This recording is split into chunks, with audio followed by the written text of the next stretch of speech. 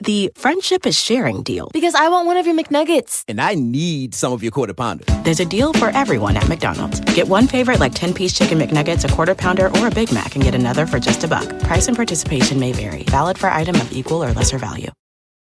Hey, I'm Ryan Reynolds. Recently, I asked Mint Mobile's legal team if big wireless companies are allowed to raise prices due to inflation. They said yes. And then when I asked if raising prices technically violates those onerous 2-year contracts, they said, "What the f*** are you talking about, you insane Hollywood ass?" So to recap, we're cutting the price of Mint Unlimited from $30 a month to just $15 a month. Give it a try at mintmobile.com/switch. $45 up front for 3 months plus taxes and fees. Promo rate for new customers for limited time. Unlimited more than 40 gigabytes per month. Slows full terms at mintmobile.com. I want to tell you about Doing Justice, a new podcast from Cafe Studios. It's about a prosecutor's role in our justice system and is hosted by former U.S. Attorney Preet Bharara. Wait, I know him.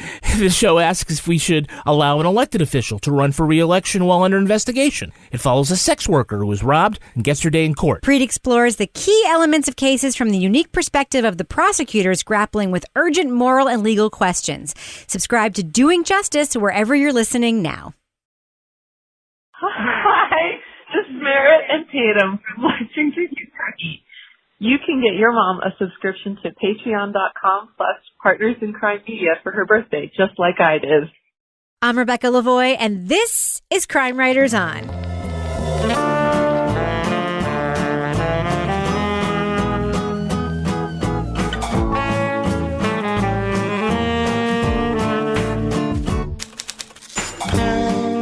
Crime Writers On is the original true crime review podcast that digs into true crime, pop culture, other podcasts. And this week, a California bank robbery turns into a violent shootout with cops, changing the way authorities view survivalists and the way police arm themselves. We'll talk about Norco 80. Then an exiled cop returns to his old squad, looking for a connection between some brutal murders and the cold case he left behind. We'll review the film, The Little Things. Joining me to get that done and more is my real-life husband and true crime co-author, former TV journalist and love of my life, Kevin Flynn. Hello, Kevin. Hey, you ad-libbed that. That's not in the script. Love of my life part? Yeah. Well, I figure it's good to insert some lies once in a while so that you'll know when the truth is being told. Also with us is journalist, true crime author, former defense investigator, licensed private investigator, certified cat lady, and certified, for real, pet detective, Lara Bricker. Hello, Lara. Hello, Rebecca. And finally, our favorite captain of woke cynicism, the author of The Vault, Scorch City, and Invisible Streets, host of the Strange Arrivals podcast, and our Patreon book club host, Toby Ball. Hello, Toby. Hello, Rebecca. I guess we're not going with the trilogy known as The City anymore. We're mixing it up. Yeah.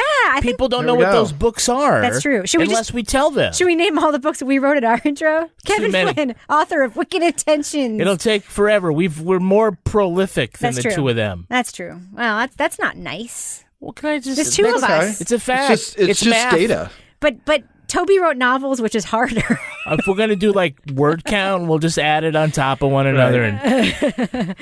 So how's everybody doing? Is everybody weathering February okay? Everyone get through Groundhog Day okay? Toby, did you get through Groundhog Day okay? It was a rough Groundhog Day. Everybody got their Super Bowl squares? No, I did. I don't usually do. Oh. Super Bowl squares. Me neither. I gotta get them assigned. You're to like, me by Kevin. Isn't that like betting on what the final, like the last digit of some score is going to be? Yeah, I mean, it's not. It's just a complete random thing. It's kind of like the football equivalent of one of those cow plops. Have a grid of, for those who don't know, 100 squares, and everybody gets assigned a square. Then after that, they fill in the number. So, randomly 0 through 9.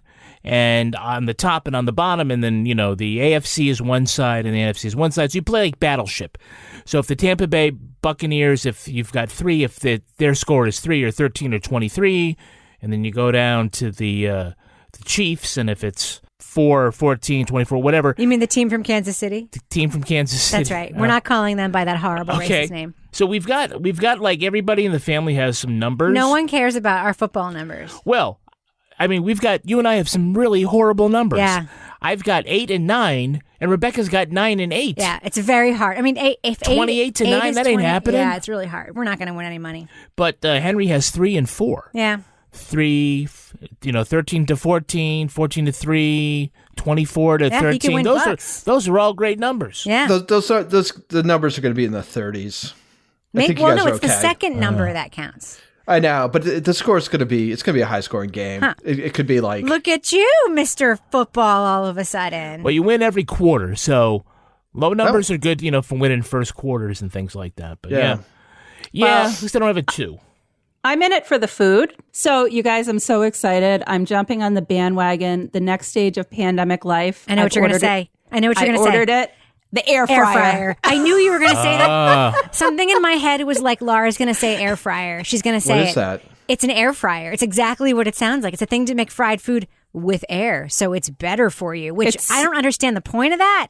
If you're eating fried food, eat fried food, Laura Bricker. What is the problem? Well, I'm just intrigued by it because not only does it air fry, it's a rotisserie, it's a dehydrator, it's a convection oven. Nice. I mean, you can cook bacon.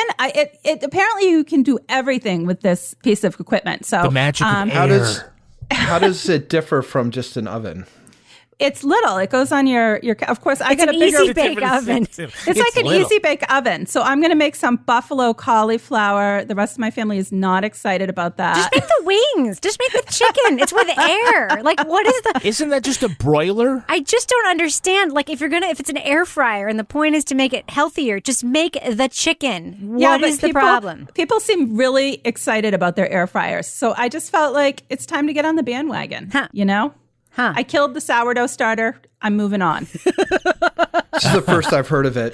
I think we should do a podcast about the murder of a sourdough starter. All right. Should we get to our first review? America wants us to. All right. Buffalo fucking cauliflower. Let's get it done. Leading off. Do you know that an officer has been killed?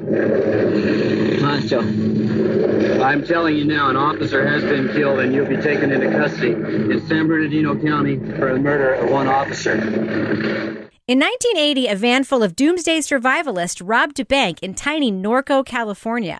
The responding officers, armed with revolvers and shotguns, found themselves in a firefight and a car chase with suspects brandishing automatic weapons and improvised explosives. And it was somewhere around this time that my dispatch asked, can you confirm if a helicopter is being shot out of the sky? And I go, what? Can you confirm the San Bernardino chopper has been shot down? I go, are you kidding me? The violent incident altered the way authorities viewed these fringe figures, changing them from religious freaks to dangerous threats. It also left police feeling their communities would be safer if they were more heavily armed. He told me, if there's no one else to back you up, all you have is your weapon. We need to have better firepower than the bad guys. The odds have to be in our favor. Hosted by Antonia Cerejito and based on Peter Houlihan's book, Norco 80 from LAist Studios revisits the spectacular bank heist, the people who were there, and the long-lasting effects of a crime nearly forgotten. The 10-part series shows how one incident put authorities on alert for a new kind of domestic threat and also set law enforcement down the path to the modern militarized police force. Spoiler alert, we're going to be talking about significant plot points from the first 5 episodes of Norco 80. So if you want to remain spoiler-free, go to the estimated time code in our show notes. Now, Toby, I have a question for you about something that gets brought up in the first episode that I just wondered about, and I want to know what your thoughts were. The first episode, we get sort of set up with a scene with a guy who is kidnapped by these bank robbers and stuffed into this little cabinet thing inside of his van. And one of the details that our host, Antonia, tells us is that he had a canned dried fruit business with which he made $1 million a week. I was canning dehydrated food. I had a greenhouse with 1,000 tomato plants going. At the time, business was booming. Some weeks, it brought in as much as $1 million. Toby Ball, was that guy not growing weed? $1 million a week? I think you might have heard that wrong. That's how I heard it. $1 million a year even with a canned dried fruit business? Come on. Yeah, I think even selling weed, $1 million in a week is. I know. It was a detail that stuck out to me. That's an interesting detail. You might want to go back and verify that detail. Yeah. It was a detail that stuck out to me, and I wanted to ask you about it because I thought that maybe you would be able to fill me in. Now, Laura. Toby, what do you know about dried fruit? Yeah. Well, I don't know. Dried fruit economy of the 80s. Were we talking 1980? Yeah. It was a good time for dried fruit dealers. Now, Laura, you just heard me describe in the intro what this podcast is about. You wrote me a note saying that normally waiting 5 episodes before we get to what the thing is about, that thing I just talked about in the intro, is a very long time. And I agree with you. But we are now 5 episodes into this podcast. We haven't gotten there. Do you think that works here? Because the storytelling is strong, right? Yeah, I think that's what worked for me is this story is so bonkers in terms of the backstory of this bank robbery. I mean, it's like a movie at one point, listening to these people planning this bank robbery. I mean, you've got a little bit of like religion cult thing going on in there. You've got the ex-wives. You've got the police officers. I think just the narrative structure of the way that story was told up to the 5th episode was so engaging. It was just really, really interesting. But I also think it was sort of necessary because then when we get to episode 5 and they actually start talking about now the police are going to become militarized, now they want AR-15s because of this, instead of feeling more inclined like I might normally be to already be on one side or the other of that discussion, I really felt like I could listen to it more objectively because I had that deep background. I had heard the police talking about how scared they were. I had heard, the other side about when they only had one gun and nobody knew where it was and they just felt or how to use it. So I think that it set it up effectively to really then go for the next 5 episodes into this discussion of the police and arming the police and how that evolved from this bank robbery.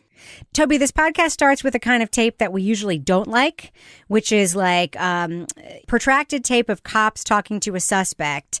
And it really leans on that in the first episode. Do you think that worked in this instance? Because basically we are hearing George, one of the robbers, he's wounded and the police are trying to get essentially like a deathbed confession from him about what happened here. What do you think of that scene, Toby? Yeah, I think it worked pretty well for me, at least, because it's jarring because they're basically trying to get him to confess and tell what happened and give him some details. And they're just basically like, you're probably going to die. You're probably not going to make it. And so why don't you just tell us? There's a danger George could pass out before he gives a full confession. George, what's your full name? Come on, what's your full name? George Wayne Smith. George Wayne Smith. How old are you, George? I'm 27 years old. Tell me where you're from, George. Casper, Wyoming. No more questions. Without any context, you're like, man, this seems extremely kind of callous and, is this ethical and stuff? So it kind of starts off with this very strange sort of atmosphere and like, how are you supposed to be taking all of this? And for me, it definitely kind of drew me in. Like it got my attention that way in a way that a lot of times these things are like, oh, all right, well, that happened. I just kind of felt like this was so far from my expectations about the way those kinds of things would be handled. It kind of roped me in. So I was like, what's the story? Kevin, one thing that's really hard to do in audio is convey an action sequence. Mm-hmm. That's hard. And this podcast tries over several episodes, and then especially in episode 4, which is the action sequence episode, to, through audio, describe things like a line of cars driving down the road, a shootout downtown, a car with the one guy with the powerful gun in it trying to get in front of the line, an officer being shot. How do you think that works here? I'm curious of your thoughts. I think it works well. I think it's easy to do that when you have the actual police tapes, right? Mm-hmm. There's a lot of drama in them, and we get some of it in each of the episodes, right? As Toby said, we start right off with them bringing George Smith to the helicopter and then questioning him, and then the second episode is about the bank robbery going down. And then we get to the firefight and the chase and everything like that. So there's a lot of drama built right into that. And they do a good job also of getting people who are there, so we hopscotch through their stories. I love all the tape. One thing I will say about the tape is I don't think Antonia needs to repeat verbatim the tape that we heard? Yeah, it's good tape. Getting away. Wishing I hadn't done the job. Chris responded, getting away, wishing I hadn't done the job. But at that point, they had no plans to surrender. You know, George's motto is, I'm not going to be taken prisoner, right? Chris said George's motto was that he wasn't going to be taken prisoner. The audio quality is really good. Yeah. You need to do that if it's kind of garbled and you can't understand what they're saying. You kind of want to translate, for lack of a better term. What did I just hear? Or what was important about that garbled mess that I heard? I can hear perfectly well what's coming over the police radio. I was listening in a car where there's a lot of rumbling noise and stuff like that, and I still heard it just fine. I don't think you need to do that. I think you can supplement and augment that without just having to, spit out back exactly the thing that I heard. So that's a quibble. You actually, you brought me to my, one quibble about this podcast, which is I think that there are cuts, just cuts I would have made. Mm-hmm. The scenes are so interesting. The writing is pretty strong. I mean, there's a couple of quibbly things I have about the writing that just aren't that important because the only reason they stick out is because the rest of the writing is strong. Yep. That doesn't matter so much, but it does feel like whoever edited this sort of thought you're supposed to do that. You're supposed to repeat the tape after the tape. So they did it every time. They don't do it one time. They do it almost every time. Yeah. So I agree with you. I think telescoping that would have made this a lot stronger. Toby, though, this story, just talk about, we haven't gotten again to the meat of what the trailer promises, which is that this is about survivalists and sort of this whole other counterculture. We haven't gotten there yet, but it's pretty clear that these guys are bananas, right? Yeah, I didn't listen to the trailer, so I wasn't really sure what to expect or what's going to be happening afterwards. But yeah, these guys are maniacs. Just from the bank robbery aspect, they're not experienced criminals, and they go into this bank with military grade weapons at a time when that was not a normal thing to do. And the whole chase is bananas. These guys, I mean, the tape they have of the cops, the one guy who's following them in his police car, and he's just getting lit up by these guys in the back of a truck shooting automatic weapons at him. And, he's getting his car filled with holes and stuff, and he's calling that in. They shoot down a helicopter. That was nuts. The whole thing. Toby, how many times have you seen that in a TV show? And you're like, get the fuck out of here. Yeah. Bang, bang, bang. That's just not going to work. They just shut down an airport. They just shut down an airport. They're afraid they're going to shoot down planes.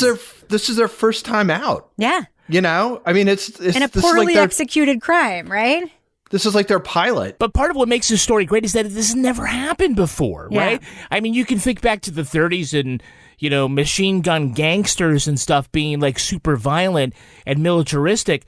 But the idea that you would rob a bank with this much sort of military force and then throw bombs to make getaways is just very James Bondish. And obviously, part of the impact is that police kind of failed to imagine that could happen and never knew how to respond later on. Yeah. But it's just so crazy. Well, then you've got that poor guy in the back who has to pee through the whole thing. That added so much tension for me. That's all I could think about. Splatter. After they said they taped up his nuts and he couldn't pee, I was that's all I could think about. I'm this poor guy. He's just got to pee so bad. Finally, this lady cop comes and tells me to get down. And I forget you, man. Just get this tape off of me. Again, I'm going to reiterate, I had to pee.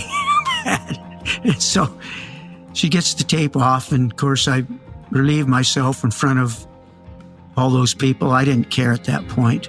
The other thing about it that's so crazy is that these guys are willing to kill a lot of people. Everybody, kids. I mean, they're just maniacs. All to finance their bunker. We don't know that yet. We don't know that yet where we are in the secret tunnels. I love the secret tunnels. Yeah. But so anyway, the whole thing it's just nuts. So this is what I wanted to really get to, because we have, not we, the four of us, but America the views on policing has shifted. And it is, I think, not appropriate right now to do a true crime podcast that puts as topic the arming of and militarization of police forces, which we now know is a terrible idea in almost every way, into a light that makes you really kind of try and understand from the other point of view how we got there, right? So let me just put it this way. It is rare to be given a story where we are asked to really empathize with a cop who is saying, I wish all these people died and I wish we had machine guns. That's what this podcast tries to do.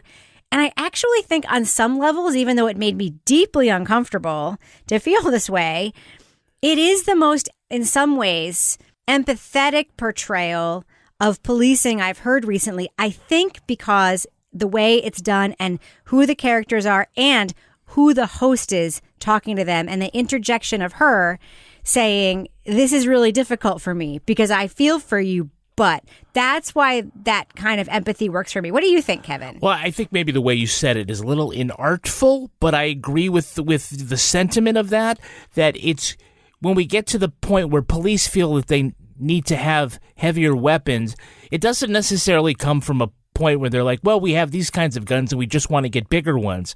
It makes a lot of sense to put people in the position of why were these cops who were the day before just happy to say, I've got my 6-shooter on my side, and if things go crazy, I've got a shotgun, to say, oh, we got to kick this up a notch, and why, and the terror that they felt that day. And it was like I said, it's a crazy, crazy day. It's not like the typical thing today where it's like, well, I don't know, he was reaching for something and it was a cell phone, and so now we're going to start blasting. I mean, this was an outlier of an incident. Yeah. And so when you have the scene where the guy, that one cop who was, I had him in my sights and I would have taken him down, she does question, like, well, are you, do you have the right Is that your role? Is that your role to be executioner, right? When it got to me and they opened up on me, I'm not thinking about incarceration. I'm not thinking about capturing. I'm thinking about defending myself and killing them. Not wounding, killing them. Stopping the threat. I know that sounds terrible, but I've been retired for a long time, so I can tell you the truth. Can't we agree that in a case where you have multiple suspects who are not going to throw their hands up and are continuing to use machine guns and hand grenades to evade the police, does that threat not need to be neutralized? I don't necessarily agree with that. In that case. I don't necessarily agree with that. That makes me uncomfortable to agree with it, but I will say I understand it. Yes. Okay, yeah, fair Agreeing enough. with it is different than understanding it in this case. In this case. There are many other cases where we don't need to go down the street in a tank. Yes. Toby, what were you going to say? My question about the policing, and I totally get the whole they're totally outgunned and all this stuff, is, at what point do you just say a lot of people are going to get killed if we continue to follow them? Can we just have this helicopter, just keep eyes on them, and then we'll deal with it later? We'll figure out where they come to rest, and then we'll figure out something to do from there. Because that was what, during the thing, when they're describing things, I'm like, holy, they're doing this in populated areas. Like, there's like having these like firefights, and some kid gets his finger taken off, who's just sitting at the side of the road. I'm sure it's like really hard to make those decisions when it's unprecedented and you're in the heat of the situation. But again, it's one of those things like what's going to be the cost of like stopping these guys who robbed a bank that you couldn't just wait a little bit on. Laura, what do you think of the, I hate to use this expression because it's been co-opted by bad journalism, but like sort of the both sidesness of this, I am primed, I think, as everyone is, and as the host of this podcast is, as a journalist, to be really, really skeptical of falling into that trap of being like, yeah, you were the good guy because you're a cop. Yeah, it's okay for you to have this giant gun and just shoot at people. But isn't she doing a good job walking that tightrope here where you can at least understand? And that's how I feel anyway. Yeah, and I think that's kind of what I was alluding to a little bit before, is that the way that it was set up, where we definitely got to know the police officers and hear their background and hear the lead up to this shit show, for use of a better word, going down.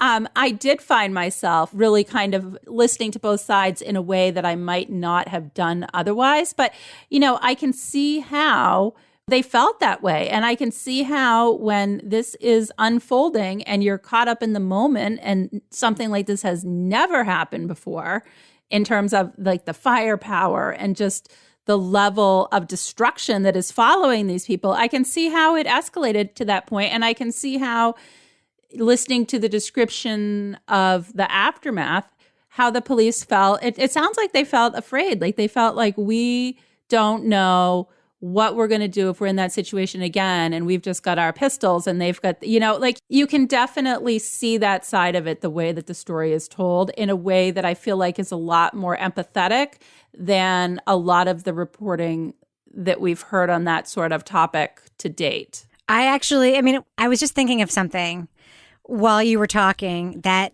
it was like something unlocked in my head. I think the reason why this is bearable is because the people they were shooting at were white. And I'm not saying that it's, different in that way. It's just that we are talking about a different situation where it feels more, I don't want to say equal, but it removes race from the equation. Well, race is everything right now. And there's nothing that you cannot refute that racism is the most important conversation in America right now. And this is the root of problematic policing. This story is important when it comes to the tale of problematic policing. But I just found myself just thinking right now, like hearing that guy talk about how he wanted them all to die and, hearing them just chasing them and doing this, that it was like, it feels different because they were white. I mean, I just don't think that's how it is for me anyway. Toby, do you know what I'm talking about? I do. I feel like more for me, it's the absolutely callous disregard for life. Like those guys were going to kill people, right? Or you're going to have to just let them go. And so I think it's a tough one, but they seem like there's no other means to confront them, I think. It's not the kind of, well, they were probably going to surrender if you like just drew on them or something. It's like they're pretty clear that this is going to be like a military style firefight. So that makes those tactics seem a little bit more. I guess the fact that they're white kind of uncomplicates it a little bit. But to me, I think the real thing is the conflict was significantly different than almost anything else that we've talked about. That's true. That's true. Kevin, can we just talk about the stupid plan to rob this bank? Going into a bank where you know all the tellers? Like, hey, that's my neighbor George. I mean, for real, isn't in a horse town?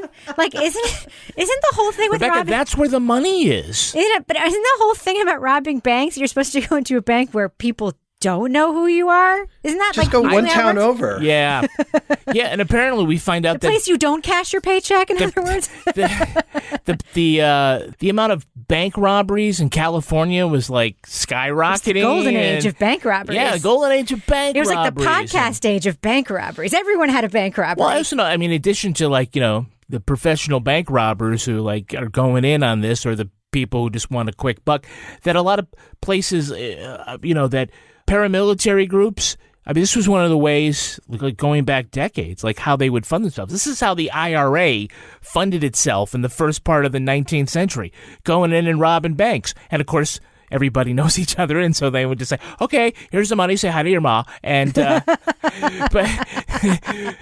yeah, I mean, they surely could have picked a better bank, I think, but maybe they just wanted to, I don't know. I mean, how far away do you think you have to escape? Toby, do you miss bank robberies? It doesn't seem like we have them anymore. I mean, I'm sure we do. Everybody's inside. Maybe we just don't hear about them. That's what I was wondering about. Yeah. It's like occasionally you'll see something like in the local newspaper, like we're looking for this guy who we've got on the bank camera, came in and passed a note, but it's not like guys going in and guns and making people lie on the floor and making off with hundreds of thousands of dollars. It's like some dude with his hat on backwards, like getting one teller's worth of money and then like running as fast as he can into a neighborhood. When I first met Kevin, he was a TV reporter and you covered a bank robbery in Manchester, New Hampshire. Remember how that guy did it? Yeah, he came into the bank disguised as a tree. Oh, I remember that. Had like a big branch in front of his face. He's described as a white male, thin build, very dark hair, blue jeans, very thick, large eyeglasses, and he had tree branches duct tape about his body as in an attempt to use them as camouflage. And then when the cops went to his house to arrest him, he said, "I was expecting you." That's what you call an impulse crime. Yeah, I fucked that one out. Well, these guys, though, I mean, the rapture was coming. They didn't have time to go to the next town, Yeah. Yeah. I mean, Laura, though, we should point out again, that is not something we know yet in the podcast from where we are. We are 5 episodes in. We haven't heard that part of the Are you saying story. we should have waited another couple of weeks? Yeah, they talked about that. A little bit. They talked A about little how bit. he came back from the war and he found religion, and then he thought the world was ending and the rapture was coming. And Yeah, but we don't have that as like a theme yet of like. No, but we know that's his motivation. That's true. Yeah. That's true. I don't think we know that that's everyone's motivation. Well, in there's still ways to grow in this podcast. That's There's still true. places to explore. I just feel bad for the dehydrated fruit rich guy. Okay, let's do what we do. Let's let our listeners know. Should they check out Norco 80? It's a podcast made in partnership with the LAist, which I should say is part of KPCC, a public radio station in California that's doing a ton of innovative work and that I admire very much. Laura Bricker, what do you think? Should people check out Norco 80? yeah, I think so. I think this is a really engaging story, the way it's told, but it's also a really important story because it's shedding some context onto an issue that is all over the news now, which, the militarization of police. And this is really taking us back to why this trend started. And also really interesting, we didn't get too much into how there was actually a trend before that toward community policing in some areas. Yes. And it was shot down. So I think it's really interesting, but it's also just crazy to hear the story of this robbery, which it reminds me of, what was that movie, Point Break with Keanu, and they were the bank robbers and they had their masks. It kind of reminds me of that. Or Heat. Yeah. Robert De Niro and Al Pacino. Yeah. So it's a crazy story, but it's well told, and I have been, really enjoying it so far. Toy Ball, what about you? Thumbs up or thumbs down for Norco 80? Yeah, I'm a thumbs up. I think it's been super interesting. They do, and Kevin talked about this, I think they do a really good job of, sort of the narrative momentum and suspense that they're able to generate around particularly the chase after the robbery and stuff is I think, really, really well done. It's well reported. I'm interested to see where it goes from here, but a hearty thumbs up. Kevin Flynn. I'm thumbs up. I like stories that sort of say, hey, this was the starting point for X. And we have 2 great things here. At least it's set up like this, that this was an incident that's got people thinking about, oh, these are not harmless Jesus freaks, that they can also be militarized. And then also sort of the modern arming of the police force. Where did that come from? It's not just that the military had surplus weapons.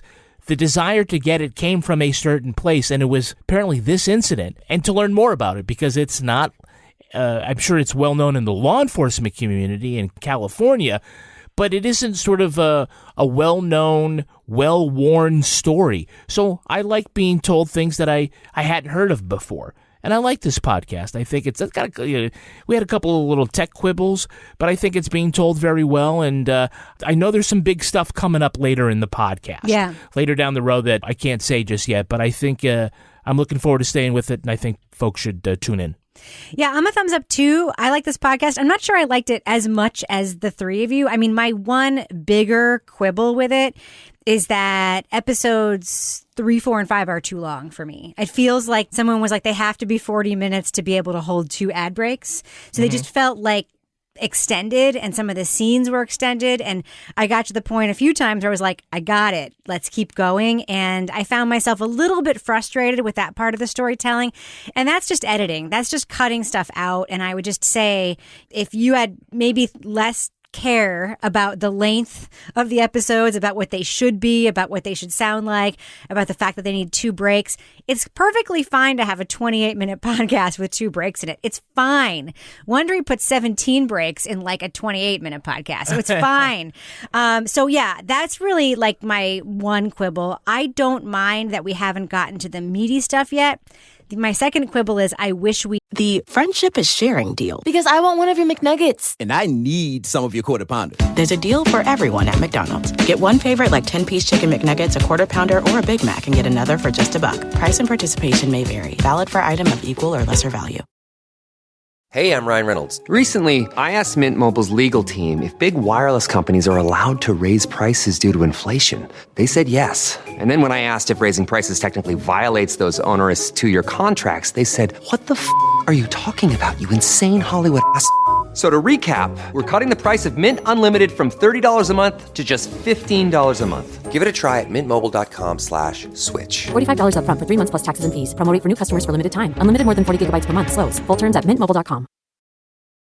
When you're ready to pop the question, the last thing you want to do is second-guess the ring. At BlueNile.com, you can design a one-of-a-kind ring with the ease and convenience of shopping online. Choose your diamond and setting. When you find the one, you'll get it delivered right to your door. Go to BlueNile.com and use promo code WELCOME to get $50 off your purchase of $500 or more. That's code WELCOME at BlueNile.com for $50 off your purchase.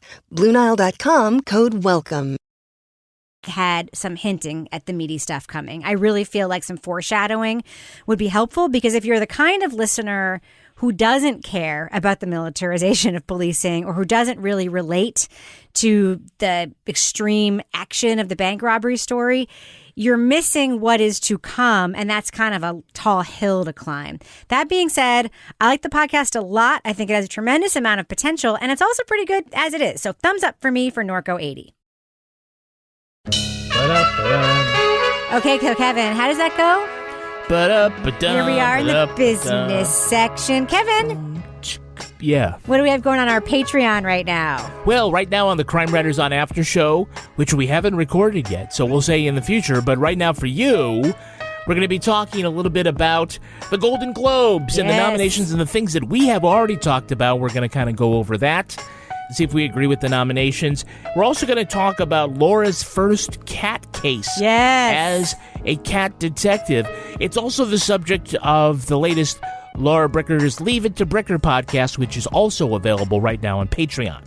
Oh, also, we're going to be asking folks to sign up for our next Married with Podcast live recording. It's an event. It's an event. It's a video event on Crowdcast just for patrons. You can ask your marriage questions. You should come. Yeah, and just in time for Valentine's Day. Well, we listened to your last Married with podcast on Sunday when we had to take our dog to the emergency vet, and it was a pretty... God.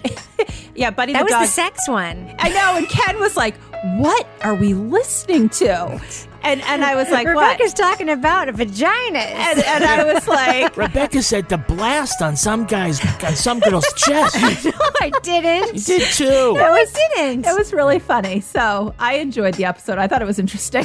It is. Well, you know why Married with Podcast is interesting? Because our listeners are interesting. Yes. So, Kevin, what else you got for this business section? Well, if you join Patreon at an annual subscription or change your current subscription to an annual subscription by March 1st, you can save 10% on that subscription, and you will get a telephone call of thanks from one of the four of us. That's right. I actually, by the way, remember last week I said that I left a message for Alicia? Yeah. I actually talked to Alicia. I just want to give you an update. Mm-hmm. She was rad. Super rad. Guys, everybody we've talked to is rad, right? Yeah, I haven't talked to a stinker yet. Laura, I think you talked to a stinker, though, right? No, I'm just kidding. Everyone's like, was I the stinker? That asshole from Montana. No, I'm just kidding. There was no asshole from Montana. You're all wonderful. We love our Patreon people. And speaking of Kevin, do we have any Patreon patron saints of the week this week? Our Patreon patron saints are Persephone Wilson and Lauren Hawkins. Bless you. Kevin, I'm making a confession right now. You thought it was going to be another Jennifer? I super worried that you weren't going to be able to pronounce Persephone. I spoke with Persephone. No, I know, but I was worried she that would have corrected me. It's one of those names where, it's like, it's if you don't know like Greek mythology, or you don't know how it's spelled, it's like Siobhan. Oh, Siobhan. Yeah, I was super worried that you were going to be like Persephone Wilson. And so congratulations on making it through that. We are kind of leaning in on the Greek mythology with Aphrodite Jones or whatever her name is. Yes. Yeah, Persephone. Yes. It's all good. It's all good. Well, you're everybody on Patreon. Thank you so much for supporting us. And if you don't support us there, just know we have 4 podcasts there, including Toby Ball's Deep Dive Book Club and everything else you just heard about. So join us on Patreon. And if not, thanks for listening to the business section of this podcast. Right, Kevin? Ba-da-ba-da. I don't know what to say. Let's fade that music out. Moving on. Familiar with all of this? No. Things probably changed a lot since you left. Still got to catch him, right? Yeah. Not that much has changed then. Deputy Sheriff John Deacon returns to his old Los Angeles homicide squad during a string of high-profile killings. He wins the reluctant admiration of Detective Jim Baxter and offers the hotshot investigator the benefit of his world-weary experience. Hey, what was Julie's last supper? Roast beef. What? The little things that are important, Jimmy. The little things that get you caught. But is Baxter's case related to the unsolved killings that destroyed Deacon's personal and professional lives and his health? That's when a peculiar repairman with an unusual fascination with local crime captures their attention. Cute little thing, wasn't she? Who said she's dead? I know the drill, Jimmy. But the truth is, I'm not the guy. Besides, if you had anything at all, I'd be under arrest. With an A-list cast and a neo-noir storyline, the new motion picture, The Little Things, is now streaming on HBO Max. Oscar winners Denzel Washington, Rami Malek, and Jared Leto star in a film that is part character study, part cat-and-mouse crime thriller. Will Deacon solve the case and find the redemption he's been seeking? We are going to be talking about plot points for The Little Things. So to remain spoiler-free, go to the estimated time code in our show notes to hear our thumbs up or thumbs down reviews. Kevin. Yeah. Have we ever reviewed a motion picture on this podcast before? We have, but we didn't know it. What was it? Well, the trial of the Chicago 7 was, we're in this unusual time where these feature motion pictures are also debuting as streaming. So we consider them like TV movies, but they're actually theatrical releases. It opens in like 3 theaters and on HBO, and that's how it works. So. Right. But it is kind of unusual. It is unusual for us. Yeah. We've also never, I think, reviewed something that had so many Oscar winners in it before. There's 3 right in the top. I know. Yeah. All the Oscar dudes. All Didn't help. Spoiler alert, it ultimately did not help. I actually feel very guilty because we watched the first 12 minutes of this, and I was like, Kevin, we should do this on Crime Writers On, and I slacked you guys, and I was like, we should do this. It sort of has 7 vibes, and then 5 minutes later, I immediately regretted comparing it to 7 by the great David Fincher, one of the creepiest suspense movies of all time. But Laura, let's just pretend for a second that we have not spoiled how we feel about this movie, and let's just talk about some of the scenes. Yeah. The opening scene for me was scary as fuck, but also kind of absurd, right? Yeah, I was screaming at the TV. So we have the opening scene, and we have this girl who's driving, and the guy's tailing her, and he passes her, and she passes him. And then she pulls off the road, and he follows her. And instead of locking her doors and staying in her car, she gets out to in the middle of freaking nowhere in the desert, goes up to this closed down gas station. Clearly abandoned. Clearly it's never been open in the recent times. And I'm like, what the fuck are you doing? I was screaming. I'm like, this is so stupid. Hello? Hello? Somebody? And then she actually lives, and I'm like, well, that was pretty darn lucky. Yeah, so it was definitely pretty scary because you see this guy following her who looks very neat and tidy, and he's clearly got a killer kit in his trunk or something, and he's very slow and methodical, and she's just being stupid. So that is what not to do if you don't want to get killed, I'm just going to say. Yeah. Wouldn't it be great if the guy driving the 18-wheeler was the serial killer? That's what I thought might happen. I was like, oh, maybe she's going to get killed now. And then no, she didn't. Yeah. I mean, she'd have okay taste in music. She was listening to the B-52s, right? It's 1990. Rome. Yeah. I mean, that song played for a long time. They It's must have always gotten on the radio. all the rights to that music. Now, Toby, Laura just talked about the first scene, but then there's a whole post-opening denouement, which is sort of the setup for the whole thing, where Deke, played by Denzel Washington, arrives at his old haunt, the Los Angeles Police Department, which I will admit I did not realize was Los Angeles for a long time because the scene setting was not great, showing that it was a city. And there's this whole thing where they sort of put him together with his future partner in this very rapid way. How do you think they sort of handled the setup of the premise of this movie in that sort of second scene? Not very well. I couldn't really figure out what they thought they were doing. So it basically, Denzel Washington's got to grab a piece of evidence, and for some reason he parks illegally, and it just happens to be in the spot where Rami Malek, this guy, I guess his name is Baxter, is supposed to be parking, and he apparently doesn't have time to wait for Denzel Washington to come back out. So he gets a tow truck to come, but he does wait around for the tow truck to show up so they can have their thing. Hey, this yours?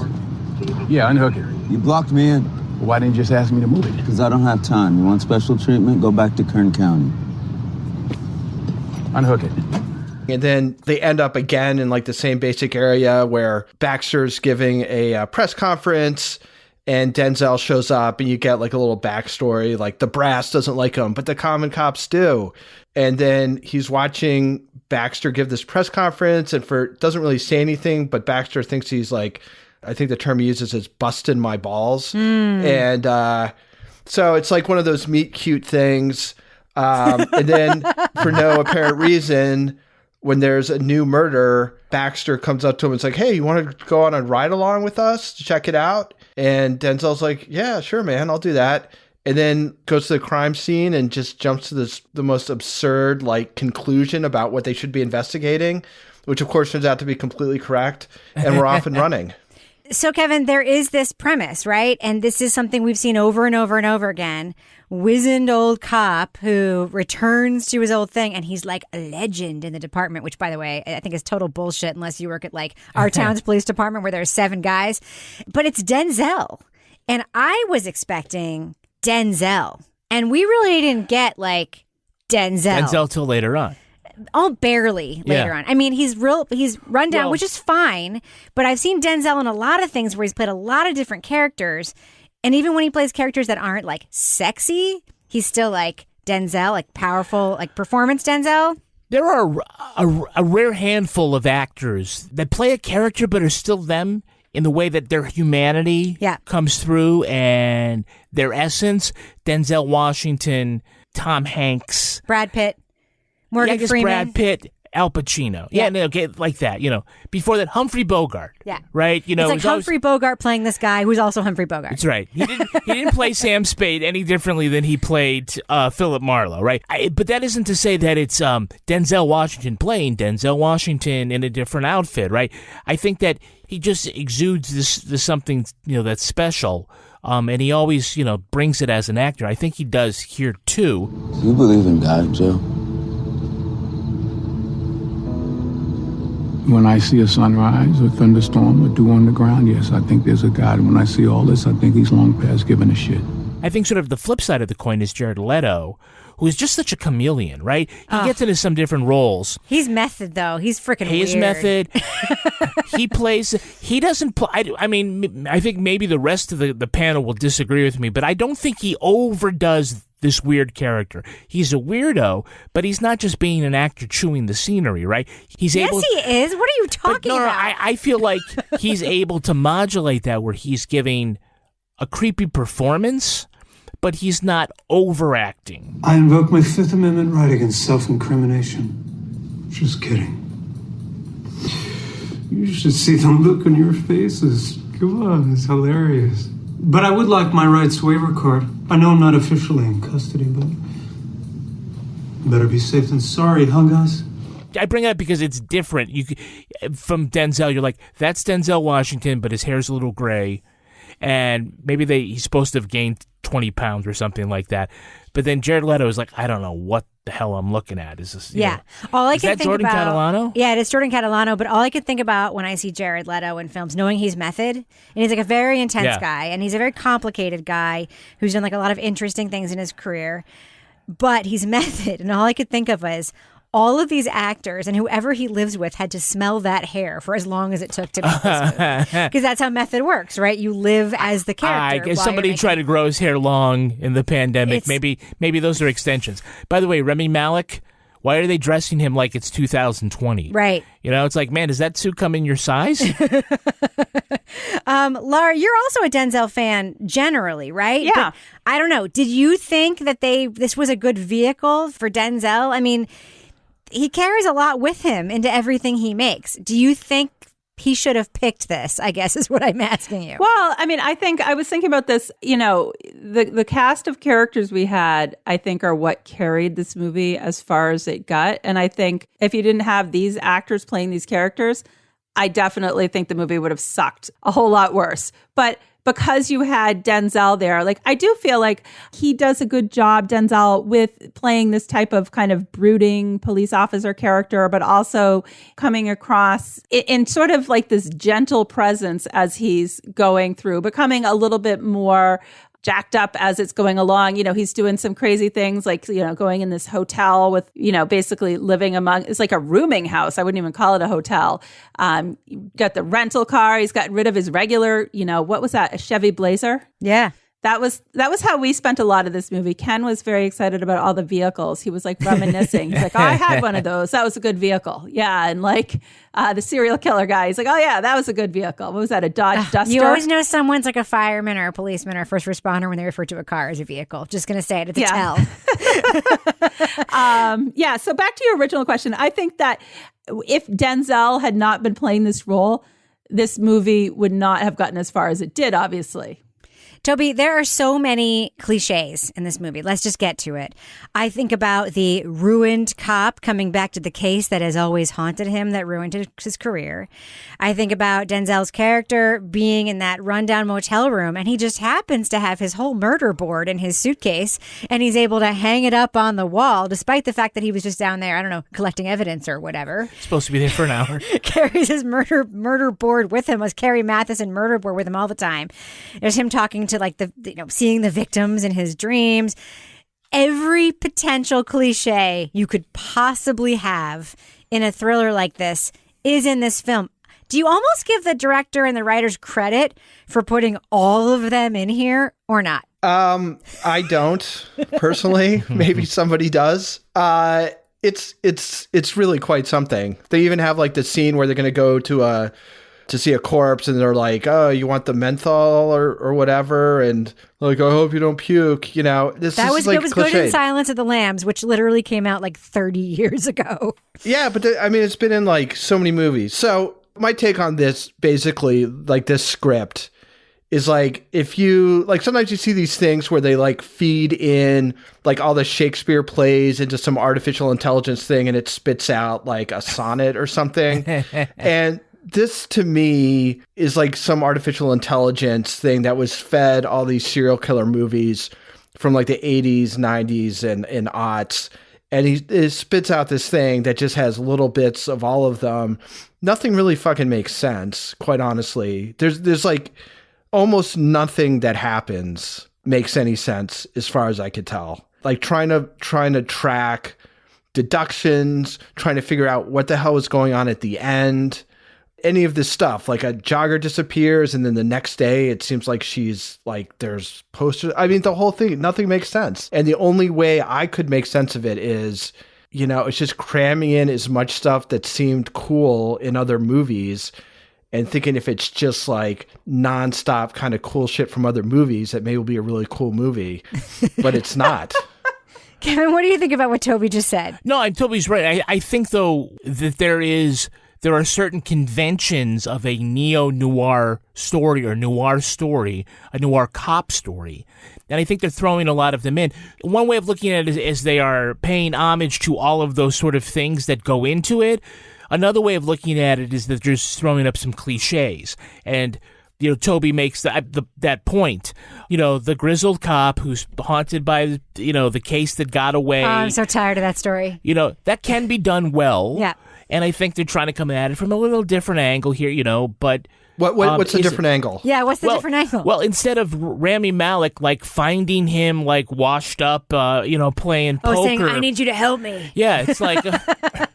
he's like... The angle is how they met? That's the different angle? He does what... You know, what? Yeah, instead of joining the circus, he does what another cop would do in that situation, that ridiculous situation. It's like, okay, I'm going to move on and I'm going to continue to be a cop, but someplace else, out of town, in a sort of a lesser job, or whatever. I have a question for you, I'm not doing the rewrite for the thing. Yeah, I have a question for you. So one of the things that you and I liked the most that we've ever reviewed, not Toby, was the first season of True Detective, right? Yeah. You've got sort of like the wizened cop and then the fresh, you know, the sort of spunky cop. And you have the spunky cop has the seemingly wholesome, nice family, pretty wife, everything's great. The other guy's a mess. Like, didn't you feel when you were watching this, you were just watching copies of other? It wasn't even just copies of things. It does have a sense of Seven, right? That sort of menace. It tries. You're right. Yeah. It tries. Yeah. I think to round out that thought, I think that like you'd say, okay, in a noir story, you need a this, a this, a this, and a this, and they put all those things in. But it's about how you do that and how it meshes together. Yeah. You know, it's like, well, I can make a salad, and it should have a vegetable and a fruit and a nut and a cheese. And okay, fine, but what is that? Which is that, and how does it all play together? What if the vegetable is jalapenos and the cheese is American Kraft Singles? And the fruit is what kiwi? If they just drop a tomato and a cucumber and throw some lettuce on top of it? And they're like, here you go. Not to belabor the metaphor, but yes. Look, one thing I wanted to talk about, though, was that this takes place in 1990, and this screenplay has been around since the early 90s, and it's gotten shopped around, and it's just one of those Hollywood things. And then Seven got made instead? Yeah, and all these other, famous directors that have been attached. Anyway, this is how Hollywood works. I am glad that they kept it in 1990 and not 2020, because I think we're going to see this much, much more as we start looking at the way we tell stories, is that dividing line between the point where cell phones and the internet come in and it's easy access to information. If you go before that, the world is full of mystery and unknowns. Yeah. And people not being able to get in touch with each other. You mean like Maura Murray? Like getting into a car and driving somewhere. Yeah. And then you just don't know where you're ever going to be. And you have to be by a payphone, right? It's a great plot device. I remember when the X-Files came out, one of the big things was like, oh, these two characters have cell phones. So now they can be in two different places and the story can move fast. And then what was all of a sudden a novelty ends up changing the way all stories are told, right? So I just, I will give it points for whether they meant it or not by keeping it in 1990 and away from cell phones and the internet and all these other things. It doesn't give their characters cheap advantages. Laura, what were you going to say? You look prepared over there. I was holding this up because when you were saying it was like they picked all the things. So I'm been working on a cozy mystery, and here are the 8 C's of when you're talking about your salad, Kevin, of cozy mysteries: crime, chuckles, cats, crafts, cooking, canines, characters, and clues. Perfect. And cum shots. Oh my God. Jesus Christ. So, question for all of you. The ending of this movie has been talked about in lots of articles. You can read it on Collider, on Vulture. Oh, yeah. Everyone is like, what is up with that fucking stupid ending of this? Here it is explained. I would love all of your ratings because, someone might be listening to this review and then they might decide to watch the movie to decide if they hate it or not. So let's just not say exactly what happens at the end. But I would love for all of you to just tell me, maybe using a few words or a scale of 1 to -10 or whatever, just sort of your general thoughts on how this film wrapped up. Toby, I'm going to start with you. Well, I mean, there's two sort of endings, right? There's the first ending out in the desert. Yep. Which involves a lot of digging holes. Like the book Holes, like literally. It's so ludicrous, it's maddening. This will go on and on and on. There's nothing you can do about it. And then the second part of it is the thing where, Denzel sent Rami Malek a little message about this woman who had disappeared. Right. And, I think that's supposed to be like the big aha moment, right? I mean, that's supposed to be the little twist at the end is that you see what the deal was, like what it really signified. And it was fucking, I think about the repercussions of that for that poor girl if she's still alive. And it just, I don't know. It was of a piece with everything else in that. It didn't make any fucking sense and was kind of stupid. Yeah. Okay, sorry. Laura Bricker, thoughts generally on the ending of this movie? Well, so the ending made sense to me. I understood what was happening, and I was like, oh, okay. So what a high bar. I understood. But I was like, that's it? Because I felt like, honestly, there was, after the digging hole part, I wanted a little bit more resolution on that particular plot line about the murders.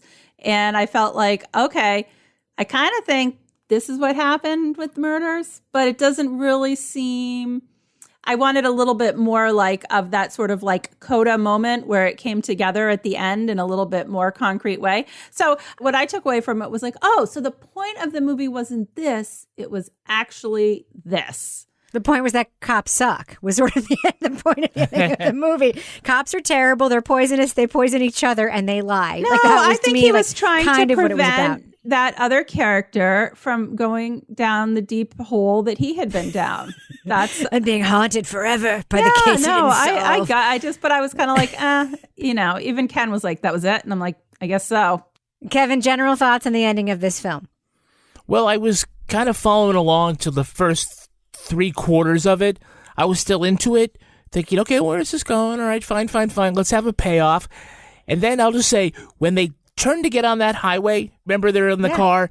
I think they might as well have just turned and driven off into the fucking ocean because I thought the rest of it was, garbage. I thought, look, endings are important. I think the impulsiveness of the climax here was just, like Toby said, silly. I actually was reaching down to get my drink, and I missed it. I looked up, I said, what happened? It was that fast, and it was out of character, and I just, I was really disappointed with that because, look, I was still willing to give the story the benefit of the doubt where it's going because we've got great actors, and, okay, this is the setup, and then I was like, that was that? Yeah. So, I mean, it's a shit on a platter. I mean, there was basically a triple twist at the end of the movie. It's monkey ass and an empty clamshell. Right. But there were 3 twists at the end of the movie. Yeah. One of them having to do with the Leto Deacon's character, past. one of them having to do with Deacon, Leto. and one of them having to do with the resolution of this particular thing. Yeah. All of them happened in like 45 seconds, right? What was the Deacon revelation? That... okay, so if you don't want to be spoiled, like fast forward 15 seconds right now. Wait a minute, just go to our non-spoiler review. Yes. Just fucking say right. it. It's when we find out that he is the one who killed the girl. The third girl. The third girl. Yeah, that was supposed to be the thing. Again, to me, that's like the ultimate AI thing. Yes, it's like, what could possibly be hunting him? Oh, he killed somebody innocent. Right. But that being said, like the actors playing that scene were all great actors, and like to me, like there could have been something there. There was nothing. Toby's face right now. Take a picture of his face. So so this whole thing, each of these like quote surprises are like they're given each like 45 seconds, right? Which when you have 3 stupid things, that is the stupidest way to do it. I mean, if you're going to do 3 stupid things, let them be stupid. Like, let us actually get it. Let's see what happened.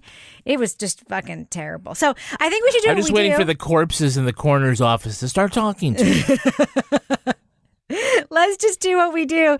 Let's let our listeners know. Should they check out the film, The Little Things, starring a lot of A-list actors? You can watch it on HBO Max. It was supposed to be in theaters, obviously. I bet a lot of people are happy that they did not pay to see it there. That being said, thumbs up or thumbs down? Should people check it out? Laura Bricker, what do you think? So here's my thing. I'm going to go thumbs sideways on this because I didn't like the ending of this movie. But here's the thing. We all get to watch movies that were supposed to be in the theater from the comfort of our living room. I find it, no, seriously, I'm so excited. Like on Christmas, I was so excited to watch Wonder Woman when it was on HBO Max, even though there was... Also terrible. But I was like, this is really cool. I'm kind of, so you know what? For whatever it is, $14 a month for HBO Max compared to what you would have spent taking your family to the movies? It's like 2 hours. I mean, and then you can bitch about it with your friends. I mean, seriously. What a bar to get over. Although I think I did like a few months ago when we reviewed something, I was like, this is so bad that I want you all to watch it so we can talk about it. Was it that Nicole Kidman thing on HBO? Might have been. Yeah. So, Toby, what about you? Thumbs up or thumbs down for the film with all these A-list actors, including Denzel Washington, The Little Things. What do you think, Toby? I don't like this movie.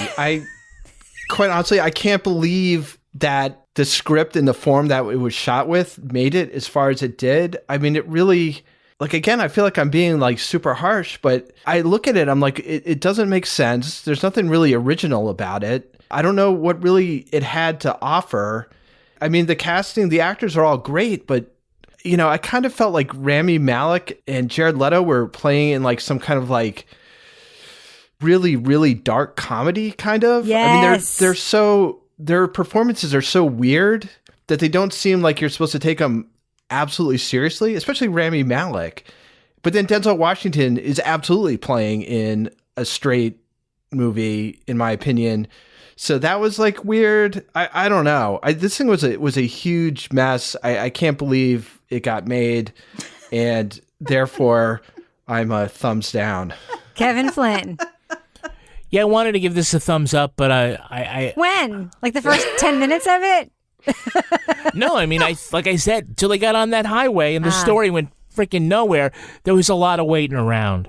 There was a lot of watching Jared Leto do things or do nothing. But look weird. Yeah, I mean, Denzel Washington. Yeah, Denzel Washington carries a lot of this. He's great to look at. I was almost going to say, I'll give it a tepid thumbs up to tell people, watch it for the performances, because some of the performances are pretty good, but endings are important. And even if they just could have sort of given us something that wasn't ridiculous as far as what ties together everybody's story, I understand now why it took 30 years for this to get made. Why people kept picking it up and putting it down. So, yeah. Thumbs down. Yeah, this thing was garbage. I'm a thumbs down. I love Denzel, but he wasn't even Denzel in this. And you said he's great to look at. I don't even think he was great to look at in this. They took everything that's great about Denzel, took it away, and then just made him do it anyway. I agree with Toby. The Rami Malek performance was weird. We're supposed to believe he's this great cop. We never see him do anything interesting or great. It looks like he's still wearing the teeth from his Freddie Mercury performance through the whole thing. It's just his jawline. You want to see a great Rami Malek performance? Watch Mr. Robot. That's all I have to say. Yeah, I feel like he won the Oscar for the friendship is sharing deal. Because I want one of your McNuggets. And I need some of your Quarter Pounder. There's a deal for everyone at McDonald's. Get one favorite like 10-piece chicken McNuggets, a Quarter Pounder, or a Big Mac, and get another for just $1. Price and participation may vary. Valid for item of equal or lesser value. Ryan Reynolds here from Mint Mobile. With the price of just about everything going up during inflation, we thought we'd bring our prices down. So to help us, we brought in a reverse auctioneer, which is apparently a thing. Mint Mobile Unlimited Premium Wireless. How to get 30, 30, bit to get 30, bit to get 20, 20, 20, bit to get 20, 20, bit to get 15, 15, 15, 15, just $15 a month? Sold! Give it a try at mintmobile.com/switch. $45 up front for 3 months plus taxes and fees. Promo rate for new customers for limited time. Unlimited more than 40 gigabytes per month. Slows full terms at mintmobile.com. Jewelry isn't a gift you give just once. It's a way to remind your loved one of a beautiful moment every time they see it. Blue Nile can help you find the gift that says how you feel and says it beautifully, with expert guidance and a wide assortment of jewelry of the highest quality at the best price. Go to BlueNile.com and experience the convenience of shopping Blue Nile, the original online jeweler since 1999. That's BlueNile.com to find the perfect jewelry gift for any occasion. BlueNile.com. Movie because of his performance in Mr. Robot. It is that good. He's so good in that. He's a great actor who has been wasted in this film. Jared Leto, Oscar winner, my high school crush, Jordan Catalano, weird method guy. Also Golden Globe nominee for this performance. Wasted in this film. God, the script was such garbage. I think I'm just grateful that it was HBO Max and I didn't pay extra to see it. Huge thumbs down for me. Now it's time for my favorite part of the podcast, a little something I like to call the crime of the week. Last week, Texas officials issued an Amber Alert for a 3-foot-tall, 16-pound boy. He had red hair, blue overalls, and was carrying a knife, and answered to the name of Chucky. That's right. Officials asked the public to be on the lookout for a possessed killer doll from the Child's Play movies. Authorities blame a test malfunction for sending the alert directly to people's cell phones 3 times. That still can't be as disturbing as the voicemails everyone got saying, "I'm Chucky. Wanna play?" Ew. So, panel, it looks like the authorities ultimately got their doll. Who will they be looking for next week? Laura Bricker, what do you think? Well, in real life, I think they could be looking for some gremlins because all of the pets that have been home with people for a year who are like, get the hell out of the house, people, and go back to work, are going to start turning into gremlins pretty soon, I think. Don't feed them after midnight. Mm-hmm. By the way, that's not how dogs feel about people being home. Toby Ball, what do you think? Toby, what do you think? These authorities who got their doll, who will they be looking for next? First of all, did you see that thing on YouTube with that little person who dressed up as Chucky and was like attacking people on the New York subway? No. No. It exists. I saw it on Twitter.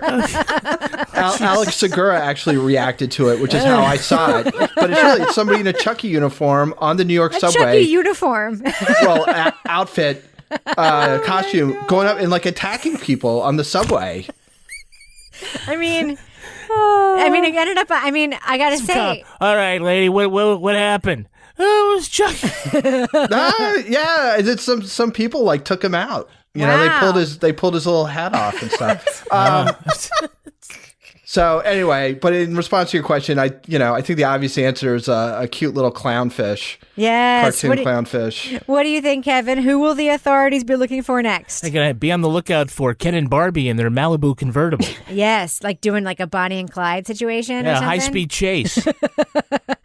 All right, well, that's probably going to do it for us this week. But before we go, Laura Bricker, do we have a cat of the week this week? Well, I'm going to mention a cat very quickly that I mentioned at the beginning. We have Dwayne, the brewery cat at Stoneface Brewing in New Hampshire. Check him out. He's pretty awesome. But we actually have a dog this week from Sarah Peterson. And Sarah says, some of you might remember about a month ago, I posted a very panicked question to the group because my dog had a lump on her leg. I didn't know what to do. The poor pup had to have her leg amputated, but was able to come home the same day or the next day. She came waltzing in the door like a pro, recovering very well. She was also quite the celebrity at the surgeon's office and had to stay to say her round of goodbyes to all the doctors and nurses before they would let us take her home. She is a sweet, resilient girl and would love a Crime Writers On shout out so she can become a worldwide star. And yes, her name is Rainy. So Rainy, Rainy the three-legged dog. I love me a three-legged dog. I see a three-legged dog sometimes at the place where I walk my dogs, and I'm like, don't want one of my dogs to have their legs amputated, but man, they're fine. They are fine. They do not care. All right, Laura Bricker, if folks want to reach out to you to submit their animals, they can have a hard luck story, or they can be cheerful, or they can be any kind of animal. How can they find you on Twitter? At Laura Bricker. And, of course, you can also email us your pets of the week. We got a lot of them that way at crimewriterson@gmail.com. Toby Ball, folks want to reach out to you and try to convince you that the little things isn't as bad as you thought. Or maybe that AI wants to reach out to you and connect with you on social media. How can he find you on Twitter? At Toby Ball NH. And Kevin Flynn, if folks want to reach out to you, as many have this week, saying, you sound like 100% the Kevin Flynn of yore. Like 3 years ago, Kevin Flynn. You are 100% back, voice man. How can they find you on Twitter? I'm at Kevin P. Flynn. And if you want to follow me on Twitter or Instagram, you can find me at Reb Lavoie. Follow the show on Twitter at Crime Writers On. And I encourage you strenuously to join our amazing community. Madeline Barron belongs. Payne Lindsay belongs. We all belong. Susan Simpson belongs. Yes, she does now. The Crime Writers On Facebook discussion group. We also have a regular old Facebook page where you can just find out what we're doing this week. Support the show at patreon.com/Partners in Crime Media. You'll get the Crime Writers On After Show, Married with Podcast, Toby Ball's Deep Dive Book Club podcast, and Laura Bricker's Leave It to Bricker podcast. Our theme song was composed and performed by Ty Gibbons. Our line editor is the very handsome and collegiate Olivia Burdett. The executive producer of this fine show is Kevin Flynn. This program was recorded in the Yoga Loft above the Bodega in Bay St. Louis, Mississippi studio, otherwise known as Studio C, the closet in our basement where we also hide all the newspaper clippings of local murders. Actually, that's not even a joke. On behalf of all the crime writers, thanks so much for listening. We will catch you later. Leading off. Clip 1. So again, it sounded like you said leaving off by accident. Wow, you're really directing me. I'm just helping it's like you out. Micromanagement, man. Okay. Said it with a smile. Leading off. Say it with a smile. That was so sexy. Hey. Okay. I said it with a smile. That's right. No, he said it with a smile. Thank He's you, being Toby. sexist against himself. Now that I've named you the executive producer, you've turned into a monster. Do you remember, like, in them old westerns, like, people would say, like, if they're about to get into a fight, they say, smile when you say that. Just know that it ain't like meant. I gotta go see a man about punching my co-podcaster in the face. All right. Leading off. You look darn ugly.